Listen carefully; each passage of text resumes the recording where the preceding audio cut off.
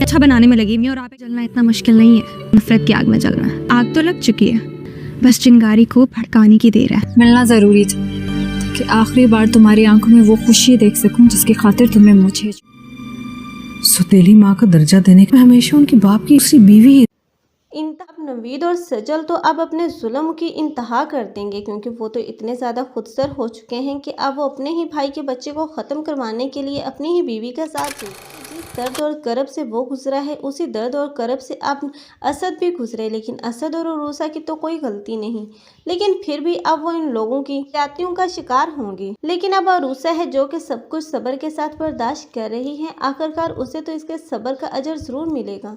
लेकिन दूसरी तरफ सजल है जिसने अब पूरे घर में अपना कब्जा और कंट्रोल कर लिया, क्योंकि अब उसने अपनी माँ और भाई के तमाम शेयर्स अपने नाम कर लिए और सब कुछ अब उसके हवाले है। अब वो तो उनको 1-1 रुपए का मथाज कर देगी और इसलिए अब नौशीन जब अपने हिस्से की डिमांड करेगी, प्रॉफिट का हिसाब मांगेगी, तब यही सजल होगी जो उसे अपना रवैया दिखाएगी। तब उसकी बात अक्ल में आएगी कि अब उसने अपनी बेटी पर भरोसा करने की कितनी बड़ी हमाकत कर दी। लेकिन अब पछताने का कोई फ़ायदा नहीं, क्योंकि अब सजल से यही उम्मीद की जा सकती है, क्योंकि अब वो तो किसी की भी सगी नहीं और सबसे बढ़कर अपने ही भाई का हक खा चुकी है। लेकिन अब यही सजल होगी जो कि अब फहद की ज़िंदगी में घुसना चाहती है और चाहती है कि वो अनम को उसकी ज़िंदगी से बाहर निकाल सके।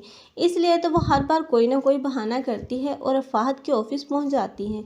इसलिए अब वो अनम को ये दिखाएगी कि अब फहद और वो तो बहुत अरसे से रिलेशन में हैं, लेकिन अब अनम जो कि बहुत ही ज़्यादा शकी मिजाज है और वो भी यही समझ बैठेगी कि आखिरकार फहद के दिल में कोई ना कोई चोर तो ज़रूर है और इसी बात को लेकर अब वो फहद की ज़िंदगी से निकल जाएगी और फैसला कर लेगी कि अब उसे फहद के साथ नहीं रहना। लेकिन फहद जो कि अब इस पा रहा था कि अनम बदगुमान ना हो जाए, लेकिन अनम की बदगुमानी तो और भी ज़्यादा बढ़ जाएगी। लेकिन अब फहद कुछ नहीं कर पाएगा। ऐसे में अब फहद वक्त और हालात पर सब कुछ छोड़ देगा, लेकिन सजल उसके साथ तो कभी भी अपनी शादी करने का सोच भी नहीं सकता, क्योंकि वो सजल को एक आंख भी पसंद नहीं करता। लेकिन सजल है जो कि अब फहद से मोहब्बत करने लगी थी और उसी को बर्बाद करना चाह रही है। लेकिन सजल का अंजाम तो इबरतनाक देखने को मिलेगा, क्योंकि सजल ने तो अपने माँ और भाई तक को नहीं छोड़ा और बाकी घर वालों के साथ भी इतना बुरा किया। आखिर यही सजल होगी जो तन्हा रह जाएगी। आप लोगों को ये ड्रामा कैसा लग रहा है और कौन कौन चाहते हैं कि अब इस ड्रामे को ख़त्म हो जाना चाहिए? कमेंट सेक्शन में अपनी कीमती राय के इज़हार लाज़मी करें। मज़ीद ऐसी वीडियोज़ के लिए हमारे चैनल को लाजमी सब्सक्राइब कर लें। अगर आप लोगों को हमारी वीडियो अच्छी लगी हो तो वीडियो को लाइक करना और दोस्तों के साथ शेयर करना मत भूलिएगा। अल्लाह हाफ़िज़।